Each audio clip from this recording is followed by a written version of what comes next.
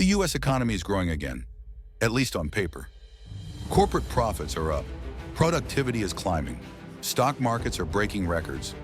But there's one number that isn't moving fast enough: jobs. America may be entering a new economic era, one where growth no longer means more hiring. Economists are calling it jobless growth, and it's raising a question that could define the next decade. Can the economy keep expanding without creating enough work for the people who live in it? Let's break it down. At first glance, things look great. The U.S. economy has posted steady GDP gains this year, even as the Federal Reserve kept interest rates high. Inflation is cooling, business investment is rebounding, especially in technology, energy, and manufacturing. By traditional measures, this should be a boom time for workers. But here's the twist: it isn't. Job growth has slowed dramatically. Companies are hiring fewer people, even as profits rise. In sectors like tech, finance, logistics, and manufacturing, automation and AI are replacing human labor faster than new jobs are being created. Even when businesses expand production, they're doing it with fewer workers. Take manufacturing, for example. Billions of dollars in federal incentives have poured into new factories, especially semiconductor and battery plants. But these facilities are far more automated than the old industrial giants. A modern chip fab might employ a few thousand workers, a fraction of what a steel mill or auto plant once needed. The output is enormous, but the headcount is minimal. Then there's the rise of AI across white-collar jobs. Companies from Wall Street to Silicon Valley are using generative AI tools to replace human analysts, marketers, and developers. Goldman Sachs recently reported that AI could automate up to 25% of all business tasks by 2030. That doesn't mean jobs vanish overnight, but it does mean that each worker produces far more value and fewer workers are needed overall. That's the paradox. Productivity is rising, but payrolls aren't. Economists love productivity gains. They mean higher efficiency and, theoretically, higher wages. But when productivity surges too fast without new job creation, wealth concentrates. A smaller number of highly skilled workers, often those managing AI systems, reap the benefits, while millions of others get left behind. And that's what we're seeing. Wage growth is slowing for mid-level workers, especially in clerical, customer service, and logistics roles. Meanwhile, top executives and AI engineers are seeing record pay. It's not a coincidence. It's the structural shift of a digital economy. Let's talk about the numbers.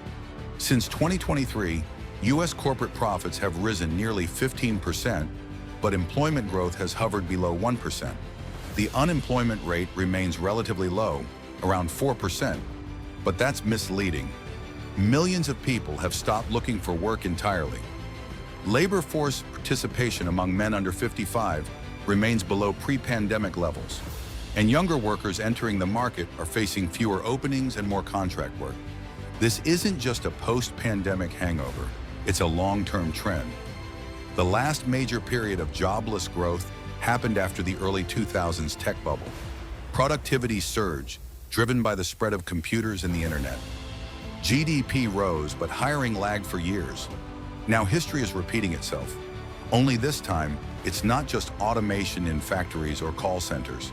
It's intelligent systems replacing roles across the economy.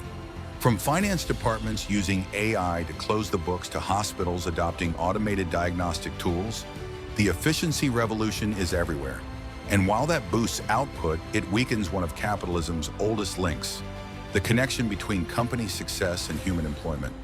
So what happens when the economy grows, but people don't benefit equally? First, you get what we're already seeing: a split economy.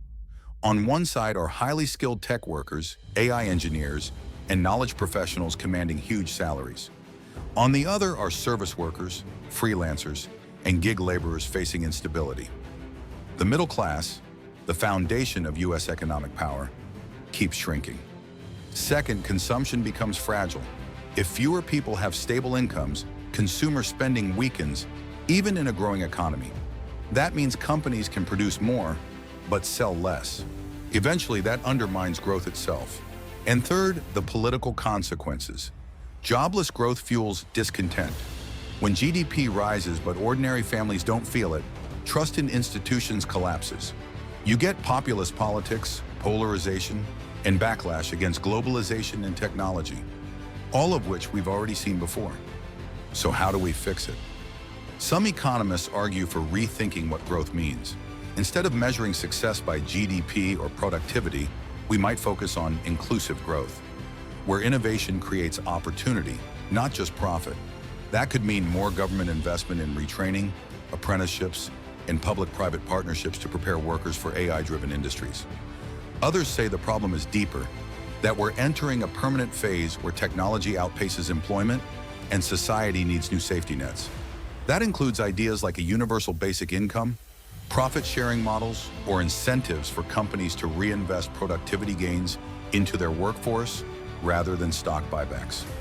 Interestingly, some firms are already experimenting. IBM recently announced plans to retrain tens of thousands of employees in AI and data analytics instead of laying them off. Microsoft's AI Skilling Initiative aims to train 2 million Americans in digital skills by 2026. The question is whether these programs are large enough and fast enough to keep pace with automation. The truth is, jobless growth is